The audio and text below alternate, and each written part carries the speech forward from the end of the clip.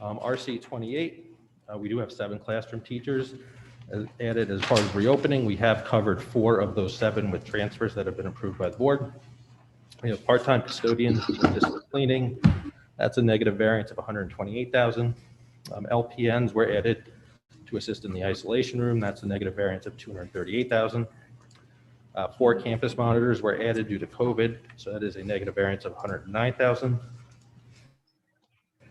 2 technicians were added due to COVID. 1 remains vacant, so the forecast is a negative variance of just under $92,000. Lunch monitors were added to each elementary school and the middle school, leaving a negative variance of $187,200. Nurses have worked overtime to assist in contact tracing due to COVID, so that is a negative forecast of $27,000. Health insurance for staff is forecasted at just under $88,000. We have adjusted this number based on the actual elections that the employees hired have taken. Staff development for reopening is still forecasted at the $20,000. As discussed at the last board meeting, nursing stipend for the COVID compliance officer of $20,000 has been added to the forecast. We have added a forecast of substitutes of $49,000. This is in part due to the MOU with the DEA. We have also have purchased plexiglass, and that forecast is a negative variance of $103,000. The majority of that cost is being reimbursed by the Coronavirus Relief Fund. We did submit the drawdown of that grant actually on Monday, so we expect to have those funds in district within the next week or 2. Lunch tables were purchased, leaving a negative variance of $6,400. Contracted cleaning staff was added.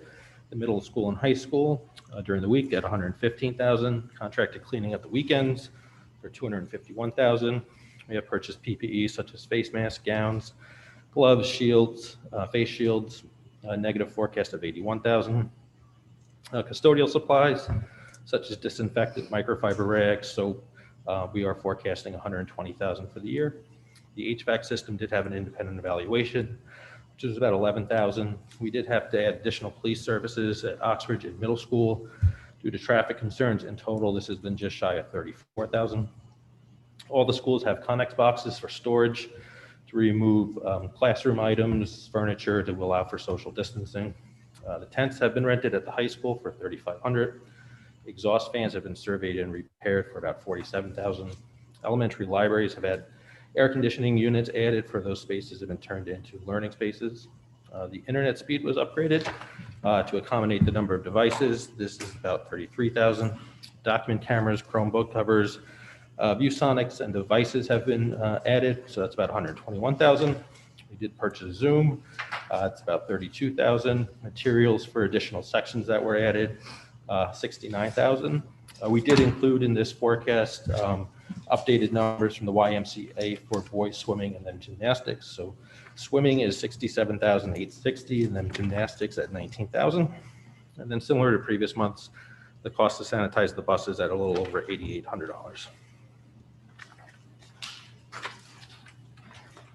Committee questions. Can I ask, and I don't know if you want to do it as we go through the October report, so if you want to wait, given now that winter sports have been moved back, I'm just wondering about our forecast for YMCA swimming, gymnastics, and kind of all other sports, ice time, other rental fees that we might pay in the district. How are we preparing or forecasting for that? So we're currently assuming that the season's going to run in full, but just compressed. As more information comes back and if certain games are canceled, we would obviously have a reduction, either rental fees, transportation fees, and things like that. But in talking to Chris Manfredoni, he's expecting or hoping that the season will just be compressed at this point. So with any outside facility, do we have COVID-related clauses that allow us to adjust as needed, depending on what we find out about a winter season? So in some instances, we can have a refund if it's been an item where you had to prepay to kind of rent that space. In some places, they'll actually give us a credit, which would be applied to future use. Should we have a normal year going forward? Okay. So this would apply to hockey. I'm sorry. No, go right ahead. Just apply to the hockey as well. Yep. And as we see, right now it sounds like January 19th is the beginning of practices. So that would be a very condensed season and we wouldn't be utilizing those facilities for about a month period. Usually those seasons start at the end of December. So that seems like at some point there would be a good discussion with the Y and the other facilities just to see if we get an update to them from them based on what we're seeing now as the projected start date. Sure. Mr. Sini. I guess follow-ons on that one. Has the Y been paid their rental fee? For girls swimming, the check will be issued next week. Okay. So we did not want to pay until the season was completely completed. So that check is due next week. Okay, so that's for the previous season, Correct. So What- the boys time- swimming and gymnastics have not been paid and they won't be paid until the until season? things are complete. Correct. Okay, perfect. Just as a follow-on to the fall sports, those were also condensed seasons in many ways. One sport, all sports, they didn't have playoffs, or the playoffs were stunted. No state competitions. Have we calculated the savings from that yet? No, so we're still working on items such as transportation, which would probably be the biggest savings we'll see within athletics for those seasons. We'll probably have that in the December report. We're still pulling information from First Student and from our other providers. Okay, so that's yet to come. Get to know. Okay, thank you. So educate me here on things like states, because it's a good question for athletic. Would we have already contracted for transportation, or do we do that based on participation? You typically pay by the route. So if you have 5 routes, you're paying for five times. If you have 0 routes, you pay for 0 routes. Okay, so in terms of anticipated savings, we might not see huge numbers because, Right. okay. But you'll have a daily route savings based on. the But since lessons. they didn't have states, they didn't contract for states, so we might not see savings there because we never output there. Or do we, but Well, you do you do budget But for we it. budgeted, yeah, We would, because we typically do assume we're gonna We're see gonna some have those so savings. many. like that, Yeah, right. so I would say it's in the budget and then we'll probably see some. You just won't see the usage corresponding- against it, correct? So can I stay on transportation for a sec unless you have someone go on athletics? No, if you're on transportation, go with it. Just on the regular transportation, I was wondering if you just touch upon as we move between models, what, in general, just gives a general overview, what we could see with Sure. anticipated cost savings as Sure. we shift. So the buses are all tiered. So whether we're hybrid at the middle school or high school, but all in at the elementary, we still use the bus. So whether you use it once or you use it 2 or 3 times, you pay the same amount of money. So we're not expecting any savings for regular transportation or just, home to school transportation. Things like the Fitch Academy, and we mentioned the late buses at the middle school. Those are, again, based on usage. So obviously right now we're not running the late buses at the middle school because there aren't really any late activities going on. So we are anticipating savings going there. So we booked the savings assuming nothing's going to happen through December. Obviously, if that continues in the winter and then the spring, that number will grow. The Fitch Academy, we've seen a little bit less transportation, but we haven't disencumbered those funds yet. Okay. We've been able to actually drive some of those individuals with our in-house transportation suburban drivers, because some of their routes, which were previously out-of-district routes, those students have now maybe gone to hybrid or remote, and so they're not driving as often, which frees up their time. So it's a little bit fluid, but we'll make those adjustments as the year progresses.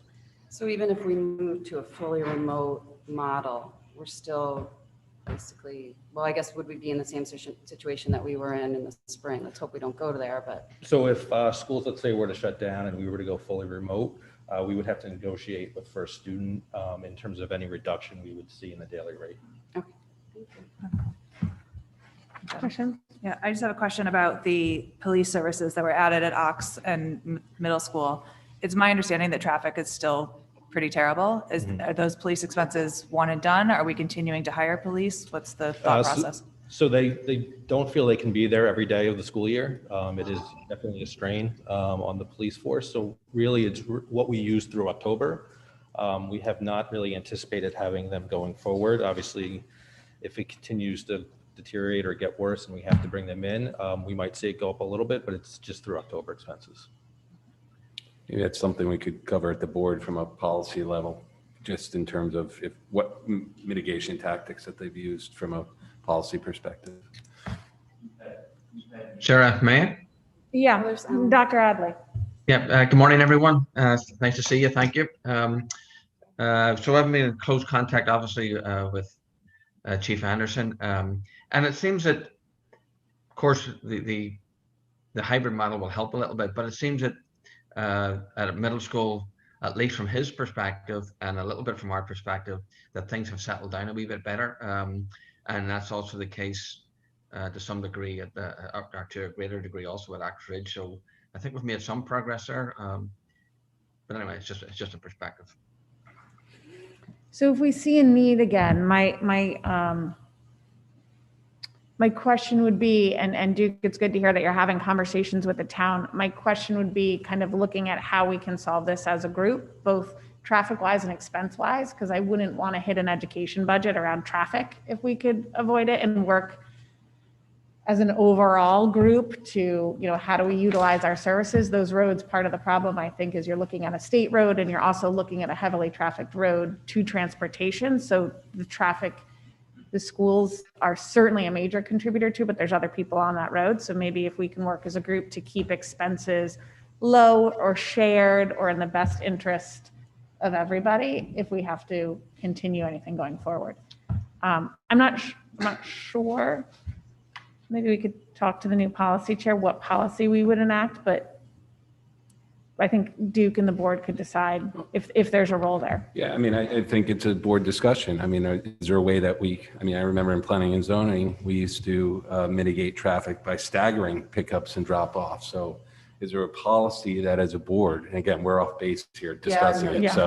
So let's discuss it at the board level. Just to add to that real quick, I think there's, take a look at our plan, we're due for another meeting with the chief, first selectman, Alan and I, and also center that around beginning phases of the Oxford construction project. So why don't we have a full board update then? Because finance-wise, I think we need to look at what our expenses are and how it's impacting the budget, and the full board can probably opine on the actual situation. And from a financial standpoint, it'd be interesting to know how we handle like football games where you have large crowds or large other events, and how do we get billed?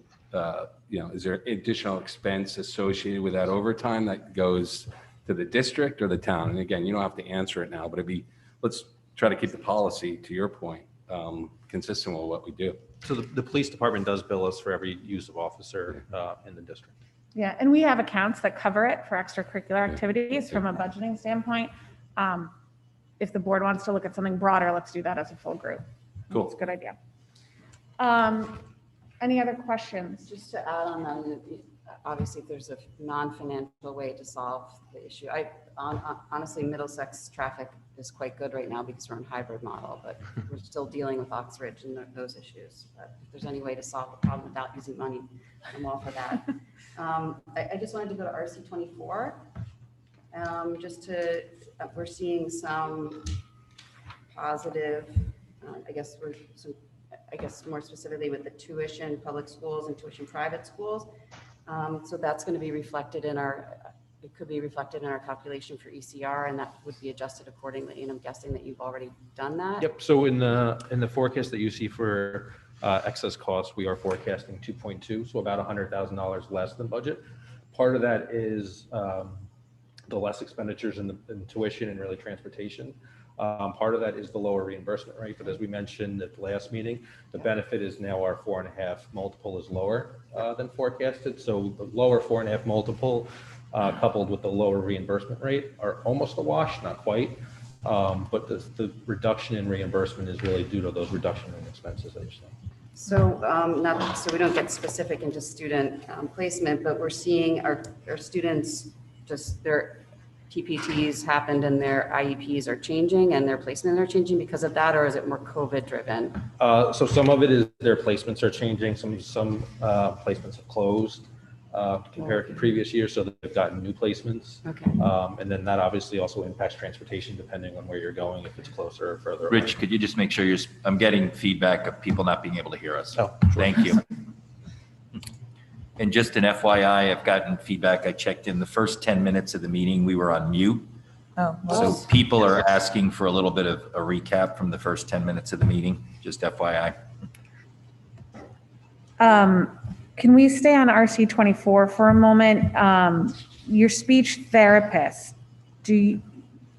Do you see this rising above and beyond this particular position and this leave of absence? Or do you,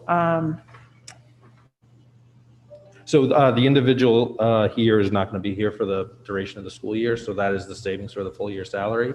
To cover that work, the special education department has an outside contractor providing speech services. So we do expense contracted speech services in that contracted speech line item. So there is a potential down the road that we might have to take a portion of these savings from salary to put in contracted speech to cover that cost. okay. And then on ELP, I imagine, although it might be limited this year, we do enroll students throughout the year. So just members of the committee should expect a fluctuation with that. We do. Based on where we are in models and if anyone's qualifying. We do. Just could we get like a snapshot of where we typically would be at this point in the year in a normal year? Is this normal? So we are lower than normal. I know Laura has just indicated there's obviously some concerns that parents are worried if schools were to close, they don't want their 3 or 4-year-old to have to do remote learning. So they've held them back a little bit. We've had a couple of individuals who've just withdrawn. And then we've had some paying individuals who then became classified as special education students, who then would not become paying individuals. Would it be appropriate to appropriate a certain amount to the COVID related? That's what I'm wondering. It's kind of like one of those gray areas, I guess, but I'm sorry. it's one of those, I guess it's kind of one of those gray areas that we talked about in the previous meetings. Yeah, I wouldn't say the whole thing, but it sounds like you're getting some specific feedback from students that, or parents of students that. So if Laura has an enrollment number and she knows that if she can quantify that there was a specific withdrawal due to COVID concerns, I think that that's a reasonable COVID expense because they've expressed that, and it might not account for all of our lowers, but for if there's 1 or 2 students we know of, or 4 or 5, I would put that into a COVID I think expense. as long as she knows that it's they withdrew because of COVID, that's Yeah, fine. Right, I think it has to be Definitive, specific, right? yeah. Yeah, we can't just say, well, maybe it was COVID, Yeah. or Right. maybe they weren't ready. Or Alan, did you have something? Alex, sorry. I'm not used to you being all the. I would just be understandably cautious about that. I'll just state that. I just be cautious. I understand what would be the only way we can get that is just by asking a parent, was the COVID the influencer here? Now, I'm not saying I'm not going to believe parents. I'm not saying that, but at the same time, it's a strange way it's sort of like to do budgeting to some degree. So I just caution that somewhat. Well, I don't think John and I are asking us to be proactive on that question as much as reactive. If someone has volunteered that information to Laura, it might at least round out the picture as we move forward in this appropriation to people, because this is actually an area where we do see revenue come in. And I think Yes, we of course. have to have a full picture. Maybe the full board can decide how to do that with a recommendation from the finance committee. But if Laura proactively has that information, I think it might round out as we're building classrooms for ELP and these numbers look low based on what we're building for, it might create the full story for people to understand. And can I just add, so, I mean, even if this isn't a loss that we would attribute at the end of the day to COVID, we can go to the Board of Finance and say, we know our programs are impacted. We haven't asked for this money, but there is more of an impact than we're even showing right now in the presentation. So I think Okay. if Yeah, it's be something good. that we're not comfortable putting forth as a COVID expense, we can still talk about the fact that our programs are being impacted. Oh, sure. Let's use conservative Yeah. Yes. estimates on that, but it also helps form a good narrative for the budget season, as Deb pointed out. Can I go back to the students that returned to district? You mentioned that some of the schools that they were in have closed. Is that closed for the year because of COVID, or do we expect that those students will be outplaced again, or? So in some of those instances, they just went to a new outplacement facility. Okay. Some facilities have closed permanently. Other board questions, Mr. Sini? So now that we're in hybrid, the question comes up about the weekend cleaning services. Since we don't have any children in the district, is there any way that we can reallocate those efforts on a regular weekday while we're in hybrid? Like, how does the contract work? And could there be, I know this is an incremental expense, but could we somehow save some money while we're in hybrid mode, at least at the middle school and the high school? Well, the kid. Well, what do you mean in terms of, John, the Since the children are still in, we still have the kids coming in. Not on Fridays, though, right? But do Yes, we that's correct. have Coming in on Fridays? Is there any, can these cleaning services be done on Fridays, or at least some of them in existing, in those buildings that were hybrid, i.e. the high school and the middle school? Can we reallocate some of those efforts during the day that there are no children in the building? Obviously, go ahead, sorry. The weekend cleaners, they're likely not available. They're really like part-time people who are looking for second jobs. So it's not likely that we could get them to work on a Friday. At the middle school and high school, we did supplement during the weekday with contracted cleaning. That's the forecasted expense of about $115,000. So they're still coming in on the weekday along with our in-house custodians.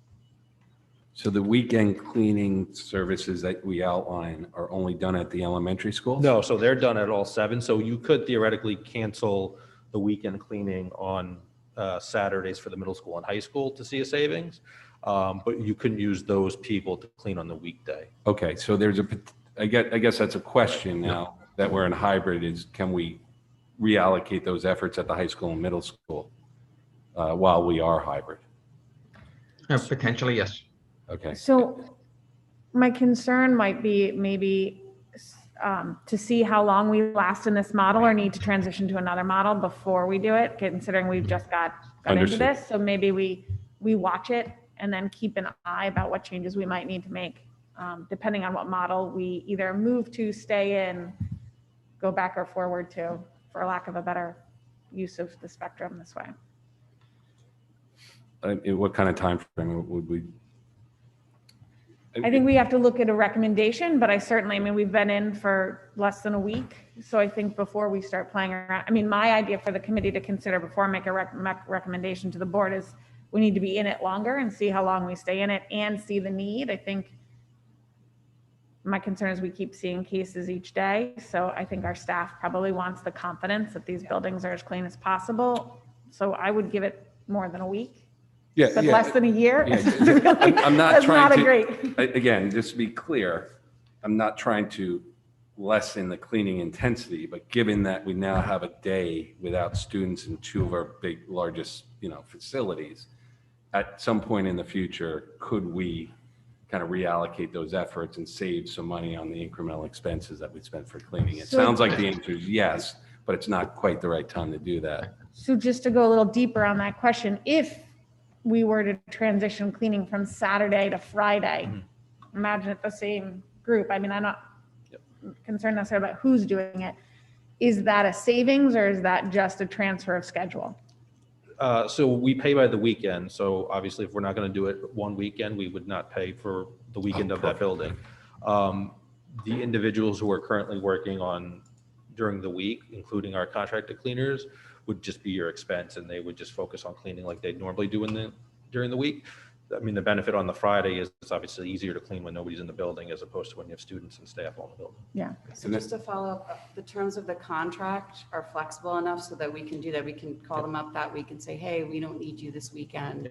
So for example, like we don't have to have them on the weekend of Christmas break because the buildings are empty and our custodians are there the whole time. Same with spring break or winter break. If we decide we're going to shut down completely, we can cancel that just like we did in the spring of last year. So there's flexibility built into that contract. Yep. And then the last question related to that, if we go totally remote, there would be no need for the weekend cleaning services to commence, correct? It would likely be that we would pause those costs just like we did in the spring with our contracted cleaners. Thank you. So I think again, Dr. Adley.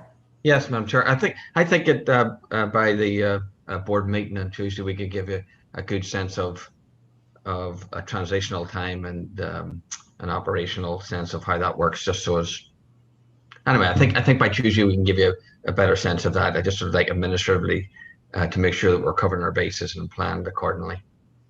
So why don't we proceed like this? Why don't we give it a minute, see how this plays out? As long as the administration knows this committee is looking for recommendations, certainly that if we could save, we would love to hear to save. That's our intent, as long as it's safe. And then we can go back to the board, short of the board having, a different feeling earlier than that. But we would be looking to see where we can recoup if possible. Is that fair, everyone? Perfect. Any other questions? Yeah. Mrs. Parent? Oh, sorry, Mr. I'm I coming. forget to look right. It's hard when you sit on my right. I'm a lefty. I just have a quick question about RC15 technology. The deficit of 11,000 for repairs and services. Do you anticipate more deficit as we go forward, or are we kind of leveled out? So we saw a big spike in the beginning of the year as students brought their devices back from the previous school year. It started to level out. Typically, when we go in a hybrid or a remote, we see it spike again.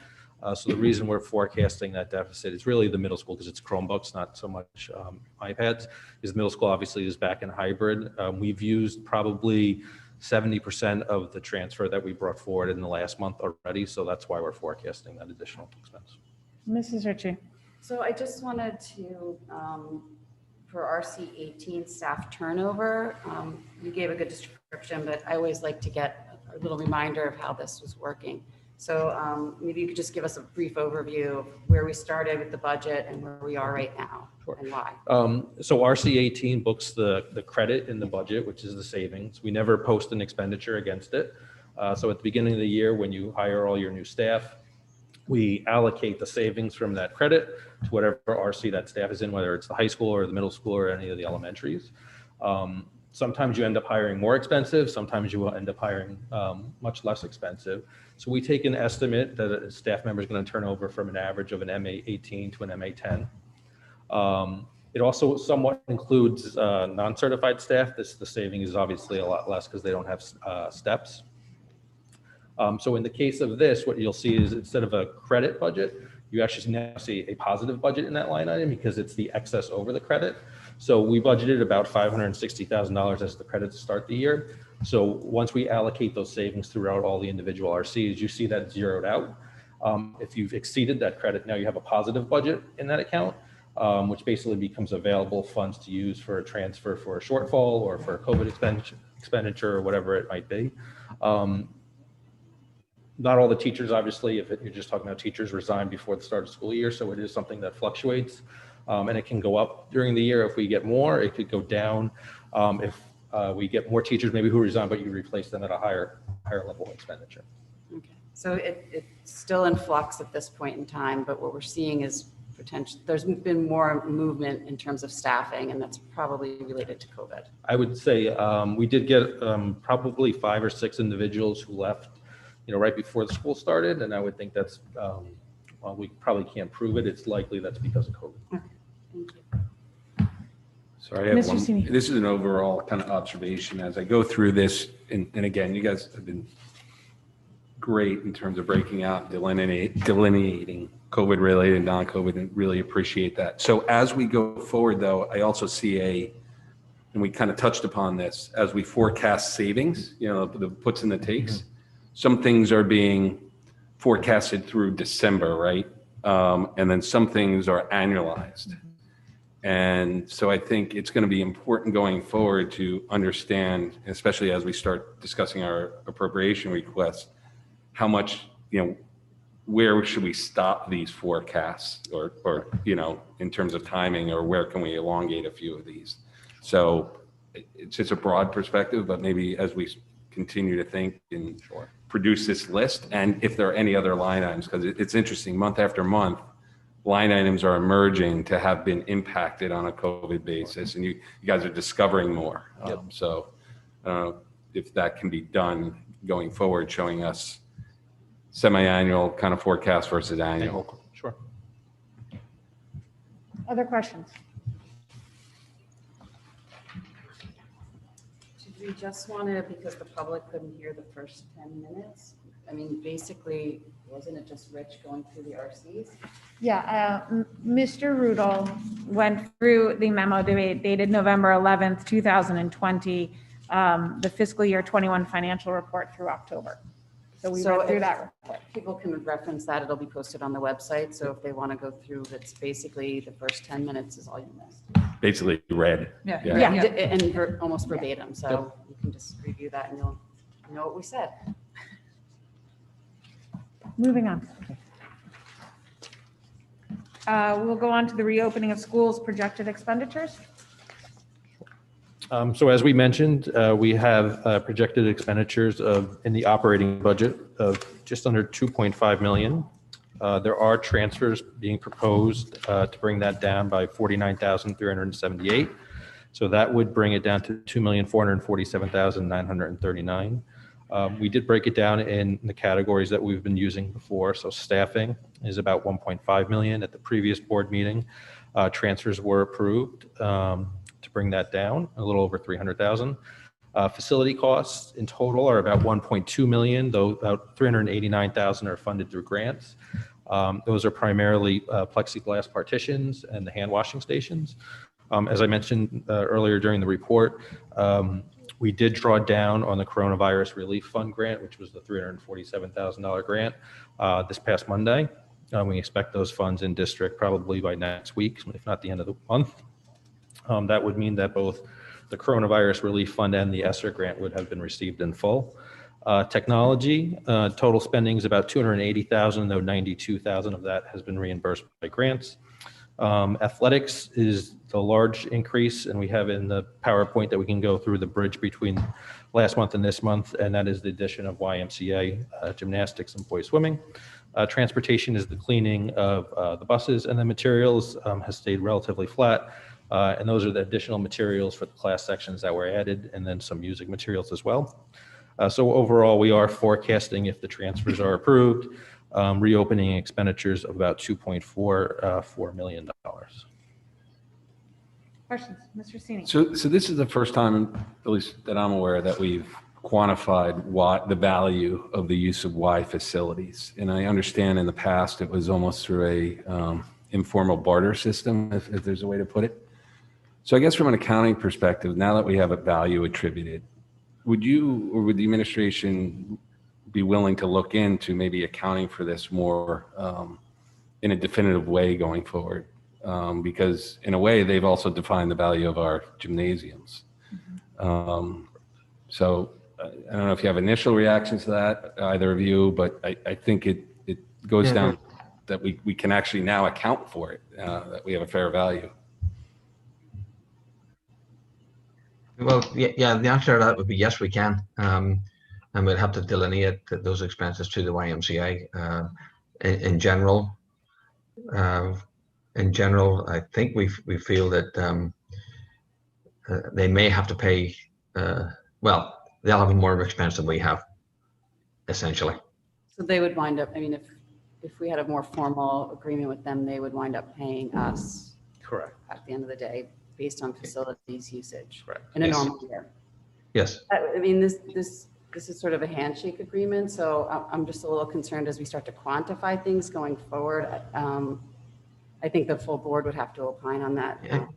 I think the question might be, in any given year, regard if you took COVID out of it, would you want to do that? I don't know what So I think, and I brought this up at the board table when we first heard about swimming.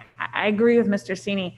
The benefit and the change that could be impactful is that once the Y put a dollar amount on things, it almost forces us from a balance sheet to do the same. Mm-hmm. And so those might be conversations the district and the Y need to engage upon, both to keep a good community relationship with people, but also now that we have hard numbers, it's hard to ignore. Yeah, we don't do things by handshake agreements, so I think. Yeah, well, we've had a I long-standing understand. We trade. never had a value, and like again, part of the discussion might be, because of this relationship, there's synergistic. Yep. And the value to the schools is exactly to the district is exactly equal to what they provide us from a pool and gymnastics facility. So this is not looking to create revenues where revenues didn't exist, but I think proper accounting is kind of the goal of my inquiry. Yeah. I think now there's dollars put to it. It forces a balanced accounting sheet, and so the conversation has to then begin from there. Yeah, this is not uncommon in districts, and we can certainly delineate whether we want to use it or not, what our expenses are. Yeah, and this goes to the broader conversation the board has had around outside facilities usage. It continues that conversation, and one of the many things COVID has highlighted. Transparency. Yeah, well, I don't know if I'd put transparency, but I understand that now that the Y has assigned a value where there was previously no dollar amount assigned, that we would do the same from a good accounting measure. So I guess with the recommendation of the finance committee to put a more formalized agreement in place related to the uses of facilities. I don't think we are empowered to do that. I think what we're empowered to do is just to draw to attention that this is the dollar amount that's been assigned to the district this year. And I think the administration has to come back to the full board with an understanding of what that means going forward. Agreed. Any other questions?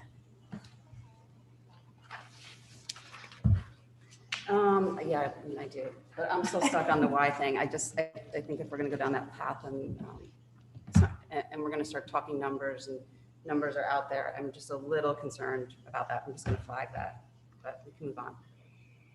Well, Mrs. Ritchie, I feel like, what's the concern?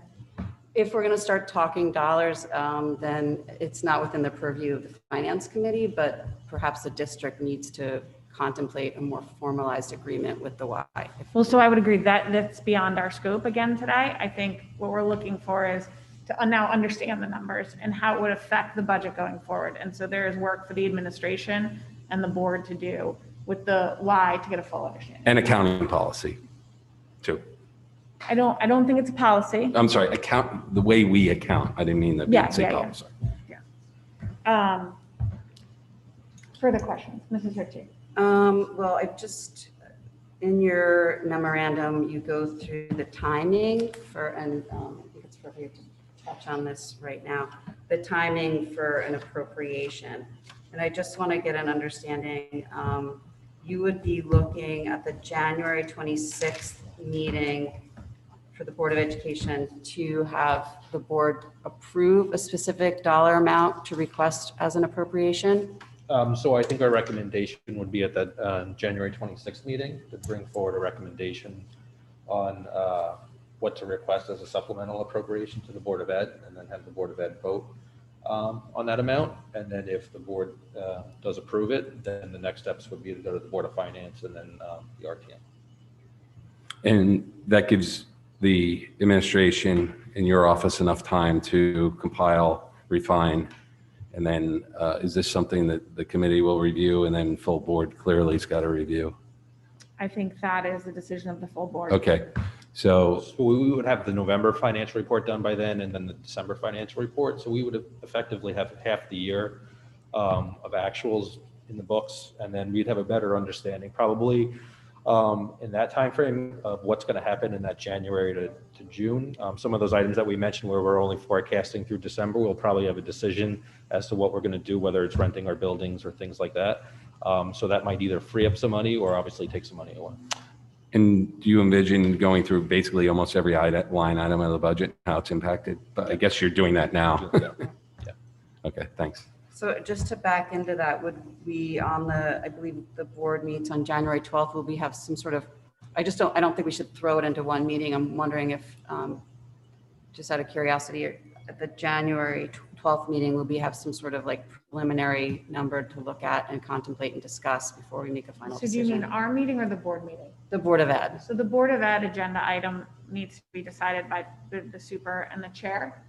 But I think what maybe an appropriate question for us is we'd like As to a be. finance committee member, I'm requesting that it would potentially make sense to discuss it preliminary on January 12th. And then if the board deems necessary, the finance committee meets on January 14th and can further discuss it before it comes to the board for a final vote. So I think the request is for January 14th, this committee, short of having different direction from the Board of Education, would like to be prepared with full documents before sending off or going back to. Is that possible, that timing? Yep, so the idea would be to bring in the January Finance Committee, that recommendation of what we would request the board to approve at the January 26th meeting. Okay, because the finance committee does not have a December meeting set up as of now. Do you feel that one would be necessary or it is not necessary? I think we would just do it in January. Okay. Other questions? Okay. I'm sorry. You mentioned the food service. Maybe just give a little more detail around that. Sure. So overall, we've seen a much better improvement in the month of October because we were fully in. Sales actually for our food service program exceed those of all our neighboring districts who have the same provider. We've gotten a lot of positive feedback about the food. When we compare October to September, so September we were a hybrid. We actually saw a 400% increase in sales from October to September. Wow. So obviously now that we are in hybrid at the secondary level, we're expecting a significant drop in sales going from really that mid-November through however long this is going to be. Typically a food program, the largest sales that you see are at the secondary level. Children in middle school and high school tend to purchase lunch more than those at the elementary level. So if that trend continues, we would expect obviously significant shortfall in revenue for the food service program. When we look at neighboring districts, so for example, I spoke to Westport, they're looking at a deficit in their food service program of almost $1 million. Weston's looking at one in the the $300,000 range that they indicated. Depending on how we do, we're probably looking at one in that $250,000 range. Now, obviously, if we reopen in full, that would likely improve. Obviously, the more kids that are in, the better in terms of generating food sales. But the more time that we're in hybrid, the lower our sales should be expected. So can you just repeat that figure? I didn't catch it. Probably between $250,000 and $300,000 if we stay in hybrid. Thank you. So that's something to keep on our radar screen as another expense that's going to. So since that just happened, we just went hybrid recently. We did not include that in the October report. We had a meeting with Chartwell's yesterday, and we're going to have another one right after Thanksgiving to kind of discuss where we're at. Part of what we can do with contracted employees, obviously, is some of those employees get furloughed. So you have that less expenditure, but we have our own district staff that we can't do that with at this point. So it's a balance between those two and how they manage food costs going forward. I get, since it's on the topic of food, how does that impact now the monitors that we hired to watch over the gymnasiums and the extra space for dining, Dr. Adley? Yeah, well, we would just use those monitors for the days that we need them. Okay, so that's also But it's basically as the same 4 days. do you have to have, given that you're only talking about half the students, you still have to have every room open, or can they be consolidated? If we can adjust it, the administration certainly will adjust it. Okay, thank you. Any other questions? Okay, moving on to the budget transfers for 2021.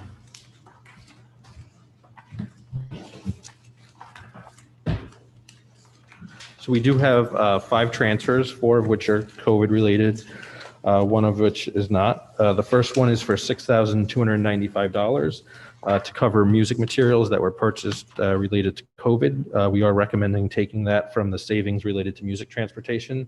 So again, trying to stay within the same department. $8,840 to cover the bus sanitation cost, and this would be the savings that we discussed earlier related to not having the late buses at the middle school. So again, trying to keep transportation within transportation. $20,000 to cover the COVID compliance officer stipend, and this would be from contractual savings from negotiated non-certified contracts. $14,243 to cover the 0.2 nurse that was added due to COVID, and that would primarily be from savings related to the nurse contract. And then the last transfer, which is non-COVID related, would be $11,000 for those repairs for Chromebook devices, and then that money would come from turnover savings. Board questions? Seeing none, those will go to the full board for consideration. Any other questions from the committee before I move to public comment? Okay, any public comment, Michelle? Good morning. If you would like to speak during public comment, please click the participants icon on the bottom of your Zoom screen. Next, click the raised hand option. You will notice a blue hand icon appear in the upper corner of your screen where your face, name, and/or number appears. When it is your turn to speak, the facilitator will identify you and announce that you are unmuted for public comment. Once recognized and unmuted, please state your name and address. You will have up to 3 minutes to comment. There are no raised hands at this time. Thank you. With that, I will entertain a motion to adjourn. Mr. Sini and Mrs. Parent, all in favor? That is unanimous. Thank you, Thank you. everybody. Thank you.